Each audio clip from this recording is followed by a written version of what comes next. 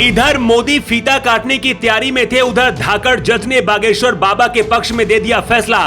विरोधियों के उड़ गए फ्यूज।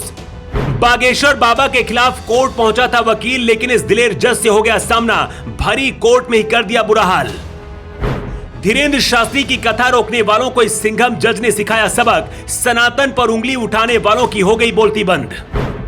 इधर पंडित धीरेन्द्र शास्त्री ने भारत को हिंदू देश बनाने की मांग की और उधर एक याचिका हाईकोर्ट पहुंच गई। बागेश्वर बाबा के लिए इस दिलेर जज साहब ने कोर्ट रूम में वकील की धज्जियां उड़ाकर रख दी।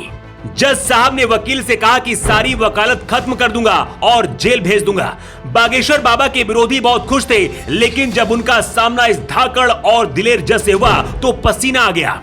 अपने कोर्ट रूम में ही जज साहब ने ऐसा आदेश दे दिया कि हर तरफ सन्नाटा पसर गया। उधर दिल्ली में जब पीएम मोदी नई संसद का फीता काटने की तैयारी कर रहे थे, इधर धीरेन्द्र शास्त्री के विरोधियों का फीता इस धाकड़ जज ने काट दिया। महाराष्ट्र से लेकर बिहार और दिल्ली तक बाबा बागेश्वर का विरोध करने वालों के फ्यूज उड़ गए हैं। लेकिन जस्टिस विवेक अग्रवाल कौन है और पूरा मामला क्या है, इसकी पूरी कहानी पहले आपको बताते हैं। पंडित धीरेन्द्र शास्त्री की मध्य प्रदेश के बालाघाट के लिंगा गांव में 23 और 24 मई को 2 दिन कथा हुई। इसी कथा के खिलाफ कुछ लोगों ने मध्य प्रदेश हाईकोर्ट में याचिका दायर की थी। इस याचिका में मांग की गई थी कि पंडित धीरेन्द्र शास्त्री की कथा को रोक दिया जाए, लेकिन इसे इत्तेफाक कहिए या फिर कुछ और, सुनवाई करने के लिए ये फाइल जस्टिस विवेक अग्रवाल के पास पहुंच गई। फाइल को देखते जस्टिस अग्रवाल ने याचिका को खारिज कर दिया। इसके बाद वकील और जज साहब के बीच जो हुआ उसे देखकर वहां पर मौजूद हर कोई हैरान रह गया। धीरेन्द्र शास्त्री के खिलाफ याचिका करने वाले वकील ने कहा था, मध्य प्रदेश के जिस बालाघाट के लिंगा गांव में धीरेन्द्र शास्त्री कथा करने वाले हैं, वहां बड़ा देव का स्थान है और ये आदिवासियों की आस्था का प्रतीक है। इससे उनकी भावनाएं आहत हो सकती हैं। इस पर जस्टिस अग्रवाल ने सवाल करते हुए कहा कि बड़ा देव भगवान से जुड़ी क्या मान्यता है और अगर वहां पर कथा वाचन किया जाता है तो इससे किसी की भावनाएं आखिर कैसे आहत हो सकती हैं? जस्टिस विवेक अग्रवाल ने कहा कि जब आप कह रहे हैं कि इससे भावनाएं आहत होगी तो इसका आधार होना चाहिए। जिसने आपसे पिटीशन लगवाई उसको ये पता होना चाहिए कि ऐसा वकील खड़ा करे जो कम से कम सवालों का जवाब दे सके। मैं आपसे सीधा सवाल पूछ रहा हूँ। इस पर वकील ने कहा कि उस जगह के अलावा दूसरी जगह पर कथा कराई जाए तो कोई विरोध नहीं होगा। इस पर जस्टिस अग्रवाल को गुस्सा आ गया। उन्होंने कहा कि आपसे जो मैं सवाल पूछ रहा हूं उसका जवाब दीजिए।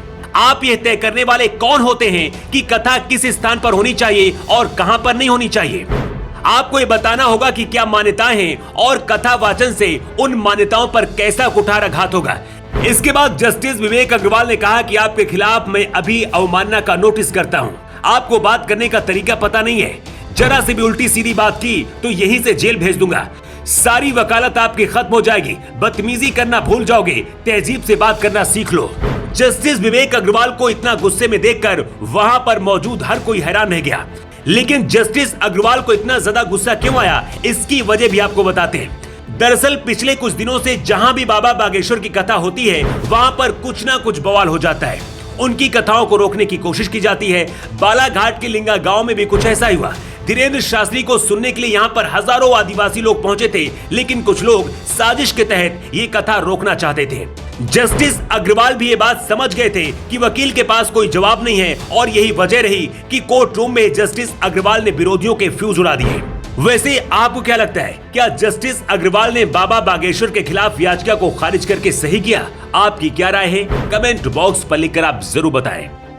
द राष्ट्र हित के लिए ब्यूरो रिपोर्ट।